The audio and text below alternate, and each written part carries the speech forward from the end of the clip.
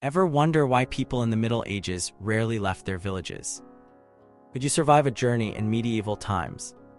Number 8. Weather woes, nature's deadly surprises. Have you ever been caught in a sudden downpour while walking to your car? Now imagine that same experience while traveling on foot or horseback for weeks with no weather app, no Gore-Tex, and no quick way home. Medieval travelers faced the full fury of Mother Nature without modern protections. Rain wasn't just an inconvenience, it transformed dirt roads into impassable mud pits where wagons could sink up to their axles. Horses could break legs in these conditions, and travelers might find themselves stranded for days waiting for paths to dry. Winter journeys were particularly perilous. With no central heating or thermal clothing, the biting cold could kill as efficiently as any bandit. Travelers in the 14th century often wrapped themselves in multiple layers of wool and fur, but these offered limited protection when soaked through. Chroniclers from the time tell of merchants found frozen solid on alpine passes, sitting upright as if merely resting. One account from 1397 describes a German merchant caravan caught in an early blizzard while crossing through Bavaria. When finally discovered weeks later, the 7 wagons remained in a perfect line, the drivers still holding reins, preserved by the cold. Only their blue-tinged skin and vacant expressions revealed their fate. Summer brought different dangers. Heat stroke claimed countless lives, particularly among pilgrims crossing the Mediterranean regions en route to holy sites. Without understanding proper hydration or the science behind heat-related illness, travelers would push forward despite symptoms, often with fatal consequences. Weather forecasting consisted entirely of folk wisdom and observation. Red sky at night, shepherd's delight. Red sky in morning, shepherd's warning wasn't just a cute rhyme, it was essential survival knowledge. Experienced travelers would watch birds, insects, and cloud patterns to predict storms, but these methods were far from foolproof. One particularly tragic account comes from a Franciscan friar's journal in 1342, describing how a sudden summer storm in France caused a flash flood that swept away an entire wedding party traveling between villages. The bride's veil was later found hanging from a tree branch nearly 2 miles downstream.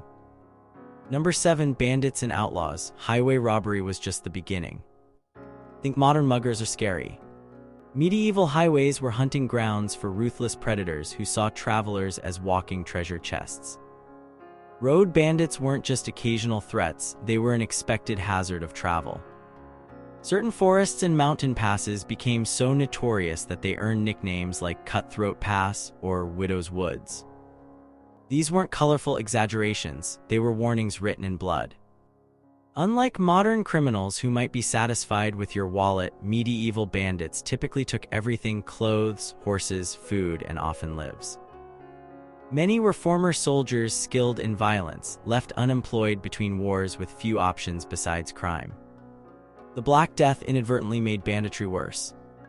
As the plague decimated populations across Europe in the mid-14th century, many areas became depopulated. Former farmlands returned to wilderness, creating perfect hiding spots for ambushes. Surviving records from English courts show a dramatic spike in highway robberies during the decades following the plague. One particularly infamous band operated in the Ardennes forest in the 1370s. Led by a defrocked priest known as Brother Wolf, they allegedly killed over 60 merchants over 3 years. Their signature method was to have a woman pose as an injured traveler to stop passing caravans before the hidden bandits attacked. When finally captured, court records indicate Brother Wolf claimed he was providing a service by redistributing the wealth of the sinfully rich. Wealthy travelers hired armed guards, often traveling in large caravans for protection. The poorest travelers, pilgrims, laborers, and messengers, had to rely on speed, timing, and prayers.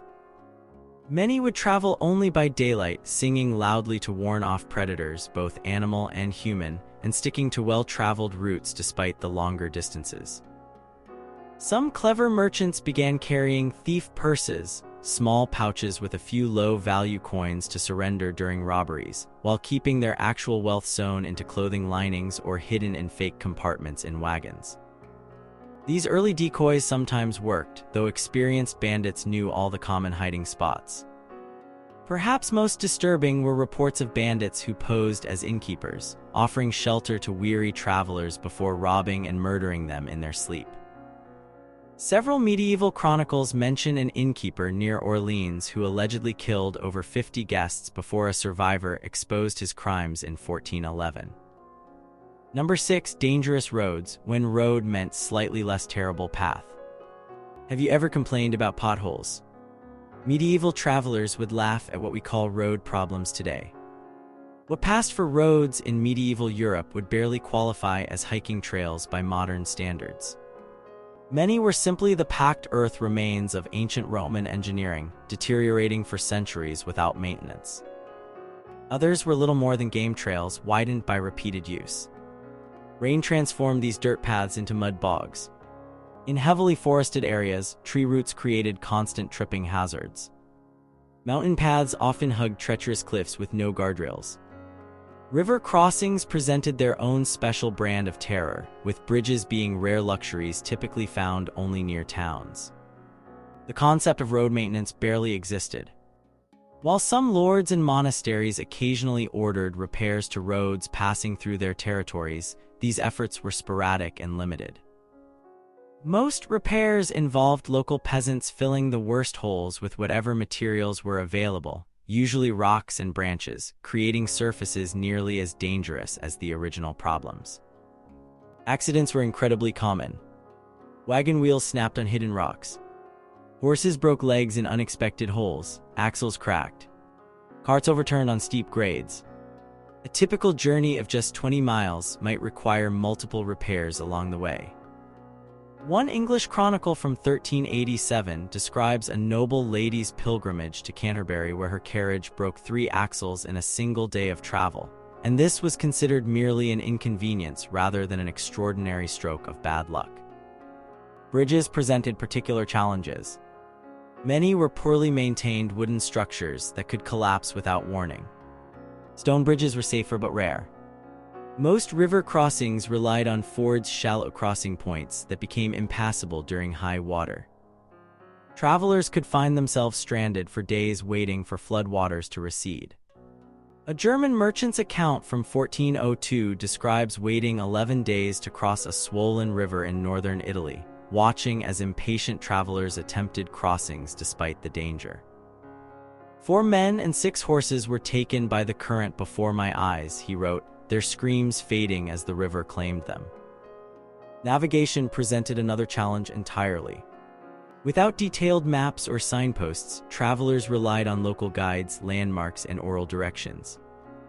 Getting lost wasn't just an inconvenience, it could be a death sentence if it meant running out of supplies far from any settlement. Number 5. Disease and injury. Medieval medical care was often worse than no care at all. Cut yourself on the road today. A quick stop at a pharmacy solves the problem. In medieval times, a simple wound could kill you, and the doctor might finish what the injury started. Travel exposed medieval wayfarers to a buffet of pathogens their immune systems had never encountered. Each village harbored its own unique blend of diseases, and travelers sampled them all. Without understanding germ theory, people had no concept of sanitation or cross-contamination. Water was particularly dangerous. Travelers who carefully avoided drinking from certain streams near their homes would unknowingly consume water contaminated with human waste, animal carcasses, or industrial runoff in unfamiliar territories. Dysentery, known colloquially as the flux, killed countless travelers who simply needed a drink. One pilgrim's account from 1388 describes a group journey to Santiago de Compostela, where 6 of 20 pilgrims died from the bloody flux after drinking from a well that locals avoided. The survivors noted that native residents seemed unaffected by the same water that proved fatal to visitors. Food poisoning presented another common danger. Without refrigeration, preserved foods relied on salting, smoking, or pickling. These methods weren't always effective, especially in warm weather. Travelers eating at roadside inns rolled the dietary dice with every meal. Injuries on the road came with additional complications. A broken limb in a remote location could become a death sentence. Improvised splints and homemade remedies were the only options until reaching a town with a barber-surgeon medical practitioners whose tools and expertise were primitive at best. Medieval medical care often caused more harm than good. Treatments frequently involved bloodletting, deliberately cutting patients to drain bad blood, a practice that weakened already compromised immune systems. Wound care typically employed honey, actually somewhat effective due to antimicrobial properties, but might also include applications of animal dung, moldy bread, or toxic metals based on humoral medicine theories. The accounts of Jehan de Brie, a French merchant who documented his travels in the 1370s, include a disturbing experience with medieval healthcare. After injuring his foot when his horse stepped on it, he sought treatment from a local healer who applied a poultice of moldy cheese and urine. The wound became infected, and the cure involved cauterizing the area with a red-hot iron. De Brie survived but noted that his foot was never the same, leaving him with a permanent limp. For women travelers, childbirth on the road presented particular dangers. Records indicate pregnant women occasionally joined pilgrimages or merchant caravans, sometimes unaware of their condition when departing. Giving birth in primitive conditions with only fellow travelers as midwives resulted in high mortality rates for both mothers and infants. Number 4. Terrible inns and accommodations. Bedbugs were just the beginning. Think when star hotels are bad. Medieval accommodations would make modern roach motels look like luxury resorts. A typical medieval inn consisted of a single large room where travelers slept on straw-covered floors alongside complete strangers. Privacy was non-existent. Personal space was a luxury concept that wouldn't be invented for centuries. Travelers slept fully clothed, often clutching their valuables. Bedbugs, fleas, and lice were constant companions in these establishments. The straw bedding rarely changed between guests created perfect breeding grounds for parasites. One 15th-century poem humorously describes a traveler who entered an inn followed by his horse and departed followed by 1,000 fleas.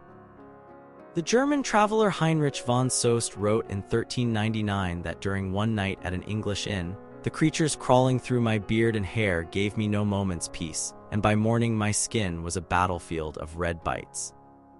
He noted that locals seemed unbothered, having developed immunity to their resident parasites.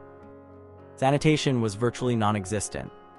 Chamber pots might be provided, but these were often emptied simply by tossing the contents out the window, a practice that made walking the streets after dark hazardous in entirely new ways.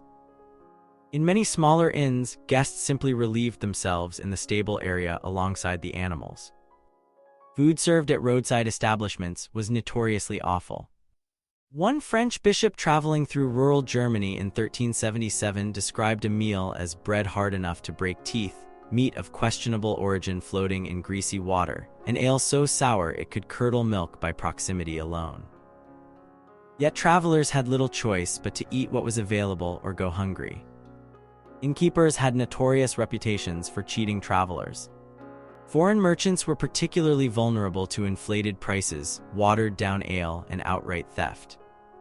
Some establishments worked in coordination with local thieves, identifying wealthy guests who would later be robbed on the road. For female travelers, inns presented additional dangers. Women traveling without male protection were incredibly vulnerable in these environments. Many accounts describe unwanted advances or outright assaults. The safest accommodations for women travelers were religious houses, though these often charged donations nearly as expensive as commercial inns. In more remote areas, formal inns didn't exist at all. Travelers relied on the ancient custom of hospitality, where local households were expected to shelter travelers as a Christian duty. The quality of this accommodation varied wildly depending on local customs and the wealth of the household. A traveler might find themselves treated as honored guests or grudgingly allowed to sleep in an animal pen. Number 3. Language barriers and cultural misunderstandings, when hello could get you killed. Ever felt awkward as a tourist in another country? In medieval Europe, using the wrong greeting could lead to accusations of witchcraft or espionage. The medieval European landscape wasn't just physically challenging, it was a bewildering patchwork of languages, dialects, customs, and local laws. Even traveling 50 miles could place you among people whose speech was barely comprehensible. Before the standardization of national languages, local dialects varied dramatically from village to village. A merchant fluent in the French spoken in Paris might barely understand the language just 100 miles south. English travelers faced particular challenges, as Middle English was splintered into strongly distinct regional variations. One account from an English merchant traveling through his own country in 1358 notes, "Though these were Englishmen as am I, their speech was so strange to my ears that we communicated more readily with hands than tongues." The situation grew exponentially more complex when crossing into territories where entirely different language families dominated. Professional translators existed primarily for diplomatic missions and major trading operations. Ordinary travelers had to rely on a combination of crude sign language, badly pronounced phrases, and the hope that someone nearby knew a bit of Latin, the closest thing medieval Europe had to a universal language. These communication barriers often led to dangerous misunderstandings. Using the wrong form of address could be interpreted as deliberate disrespect. Making inappropriate eye contact or gestures might be seen as threatening. Even clothing styles that were perfectly normal in one region could mark you as suspicious in another. Religious differences complicated matters further. A simple blessing gesture common among Eastern Christians could be misinterpreted as a magical sign by Western Europeans unfamiliar with the practice. During times of heightened religious tensions, such misunderstandings could prove fatal. The diary of Pietro di Lorenzo, an Italian cloth merchant traveling through France in 1362, recounts how his companion was briefly imprisoned in a small town after making a hand gesture that was friendly in Florence but obscene in Provence. The misunderstanding was eventually resolved with a substantial bribe to local officials. Local laws presented another invisible minefield. Legal systems varied dramatically from one jurisdiction to another, with no standardization of criminal codes or punishments. An action perfectly legal in one town might be a serious offense just a day's journey away. Unfamiliar with local customs, travelers often inadvertently violated laws they didn't know existed. Records from medieval courts show numerous cases of foreign merchants charged with infractions like trading on holy days, wearing prohibited colors, or speaking disrespectfully of the local saint, offenses they had no way of anticipating. Number 2, wild animals, when wolves weren't just scary stories. Afraid of running into a bear while camping. Medieval travelers faced hungry predators that had learned humans make easy meals. Unlike today's carefully managed wilderness areas, medieval European forests teemed with dangerous predators. Wolves, bears, and wild boars posed genuine threats to travelers, especially in remote areas or during winter when food became scarce. Wolf attacks were particularly common.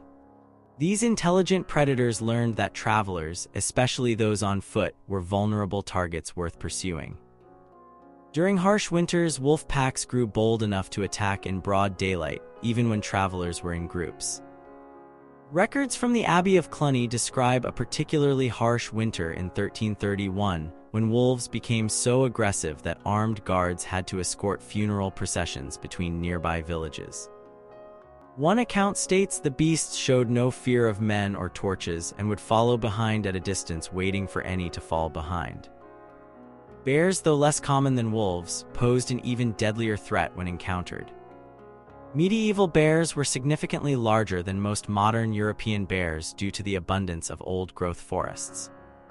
A French nobleman's hunting journal from 1377 describes killing a bear standing taller than 2 men when on its hind legs after it had attacked a group of woodcutters. Wild boars caused numerous traveler deaths each year.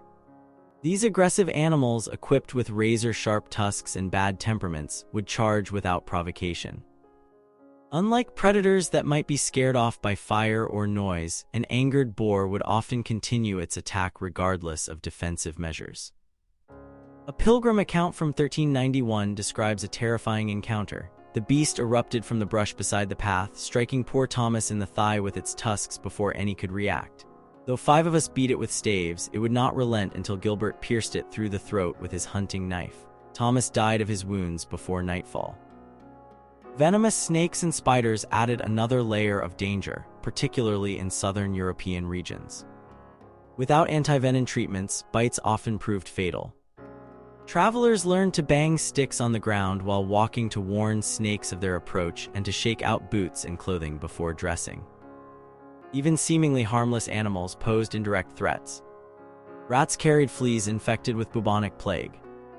Mosquitoes transmitted malaria in lowland areas. Ticks spread debilitating fevers. Without understanding the connection between these creatures and disease, travelers had limited defenses against such invisible dangers.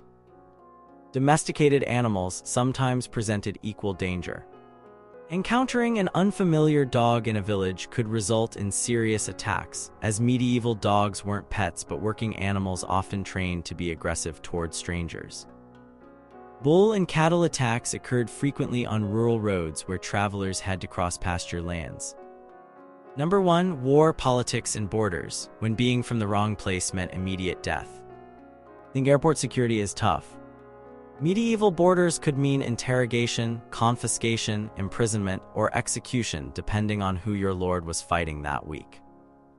Medieval Europe existed in a nearly constant state of conflict. Wars, feuds, and political rivalries transformed the landscape into a dangerous patchwork of hostile territories. For travelers, crossing into the wrong region at the wrong time could be a fatal mistake. Unlike modern wars with clear declarations and defined military engagements, medieval conflicts often consisted of ongoing low-intensity violence that made civilian travel extraordinarily dangerous. Regions that were safe one month might become deadly the next as political alliances shifted. Border crossings were particularly treacherous. Unlike today's clearly marked international boundaries, medieval borders were fluid, poorly defined, and often disputed. A traveler might unknowingly cross from friendly territory into hostile lands without any visual indication of the change. Documentation requirements added another layer of complexity. Letters of safe passage could be obtained from lords, bishops, or town authorities, but these only held value where the issuer's authority was recognized.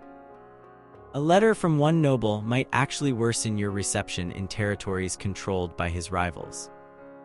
The Diary of Alain de Montfort, a French cloth merchant from the late 14th century, describes being detained 7 different times during a single journey from Paris to Florence. At each detention, his goods were searched, fees were demanded, and his origins scrutinized. At one checkpoint, he was held for 3 days because he shared a surname with an enemy of the local lord, despite having no relation. Mistaken identity represented a serious risk. With no standardized identification systems, travelers could easily be confused with wanted criminals or political enemies. Records from medieval courts show numerous cases where innocent travelers were imprisoned or executed based solely on physical resemblance to wanted individuals or for having similar names. A particularly disturbing account comes from an English chronicle describing events in 1361, when a German merchant was executed in London after being mistaken for a spy during tensions with the Hanseatic League.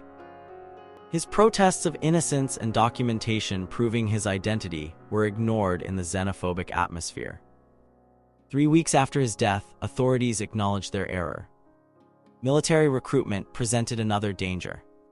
Local authorities often pressed foreign travelers into military service during conflicts, particularly if they appeared physically capable. A merchant could set out on a simple trading journey only to find himself conscripted into a lord's army with no legal recourse. Religious conflicts added yet another dimension of risk. During periods of heightened tensions between Christian denominations or during anti-Jewish persecutions, travelers could face violence based solely on their perceived religious affiliation. Wearing the wrong religious symbols or unable to recite the correct prayers could mark a traveler for attack. Political upheavals could strand travelers far from home.